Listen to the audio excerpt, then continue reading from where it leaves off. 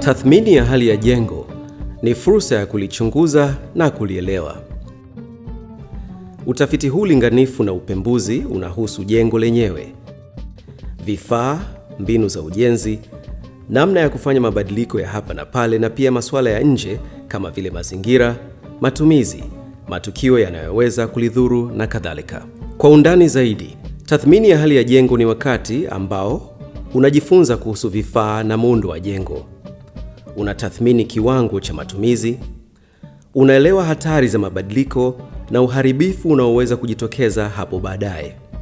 Tathmini ya hali ya jengo inayofuata mfumo maalum ambayo inafanyika kwa uchunguzi wa karibu inatuwezesha kuelewa kinachosababisha uharibifu kwenye ujenzi wa jengo, pamoja na ugumu wa muingiliano wa vyanzo hivi vya uharibifu.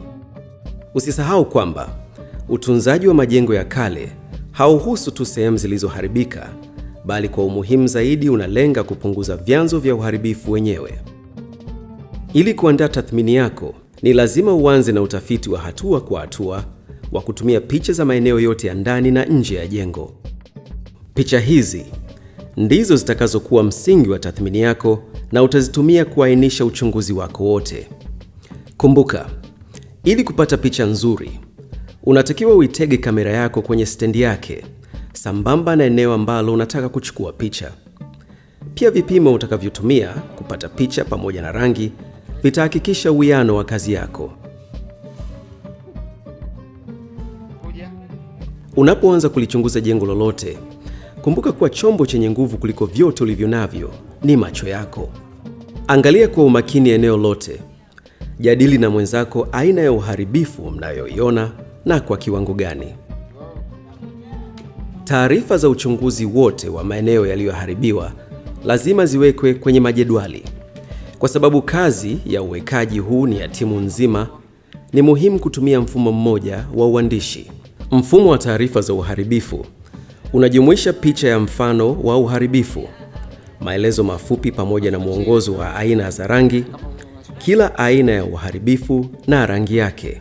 Kwa kutumia taarifa hizi na penseli za rangi tofauti, unaweza kiurahisi na moja kwa moja kutengeneza ramani za rangi za maeneo yaliyoharibika.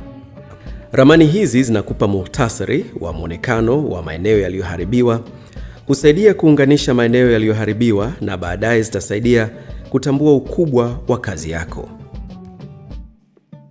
Baada ya kukamilisha uchunguzi wa kwanza wa kuangalia kwa macho, unaweza kuanza kutumia zana rahisi kusoma kwa undani zaidi hali ya utunzaji wa jengo.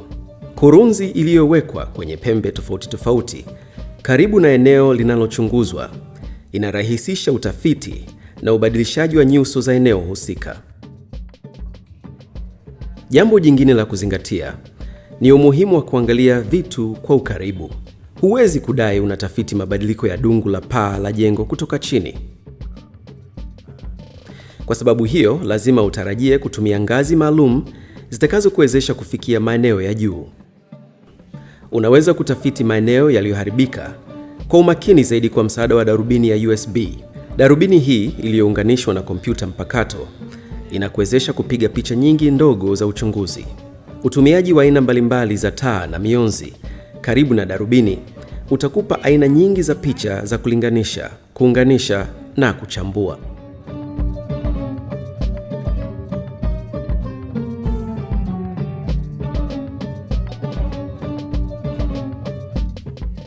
Unapofikia kutaka kuyaelewa maeneo ya nilu yaliyobanduka, hatua ya kwanza ni kuhakiki sauti.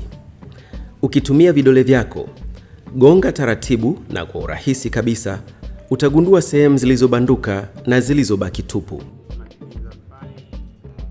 Hatua inayofuata ni kuelewa hali ya hewa ya ndani ya chumba na nje kwa kutumia kipima joto cha mkononi na kipimo cha unyevunyevu. Joto la kawaida linapimwa pia katika umbali mkubwa kwa kipima joto kinachotumia mionzi. Kwa vipimo vya muda mrefu, kifaa maalum cha kuingiza taarifa hutumika. Mabadiliko ya joto na unyevunyevu huonyeshwa katika jedwali. Pia inapendekezwa kufuatilia maeneo rasmi ya kufanyia vipimo na kurudia kuyapima tena kwa hali ya hewa tofauti tofauti. Vifaa viwili mahususi ambavyo havina madhara kwenye upimaji wa unyevunyevu ni gun hydrometer ambacho kina uwezo mkubwa wa kuchunguza uwepo wa majimaji hadi kina cha sentimita 2 na kipima maji ambacho hutumia umeme kupima kiwango cha chumvi zinazoyeyuka kwenye maji. Baada ya kumaliza utafiti wa ndani, ni wakati sasa wa kutoka nje na kuona kile kinacholiathiri jengo letu. Je, mazingira ya barabarani yakoje? Kuna waenda wa miguu wengi zaidi au magari ndiyo mengi? Uharibifu kwenye majengo yaliyo karibu ni wa aina gani? Usiwe mvivu, zunguka pande zote 4. Hakika utagundua hazina ndogo ndogo.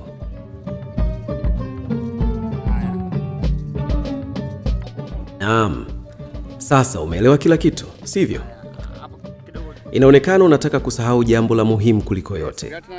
Sasa panda juu ya jengo, uangalie nini kinaendelea kwenye paa.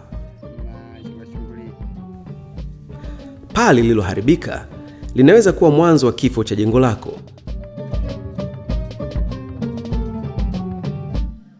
Angalia kama kuna dalili za maji kupenya na iwapo kuna nyufa. Unapokuwa juu ya jengo lako unapata faida moja zaidi. Unaweza kuangalia kinachoendelea kwenye majengo mengine yaliyo karibu. Mara nyingi, kinachosababisha uharibifu kwenye jengo lako hakipatikani kwenye jengo hilo bali kwenye jengo jirani. Angalia miingiliano na matatizo yanayoweza kutokea kwa sababu majengo ya mji mkongwe yameunganika pamoja. Mwisho, usisahau kuchunguza maeneo uliyoyafanyia kazi kipindi cha nyuma. Mara nyingi kilichodhaniwa kuwa jibu la matatizo ya utunzaji wa majengo kimeshindwa kuleta ufumbuzi na sasa kinasababisha matatizo mengi kuliko suluhu. Unahitaji mfano halisi.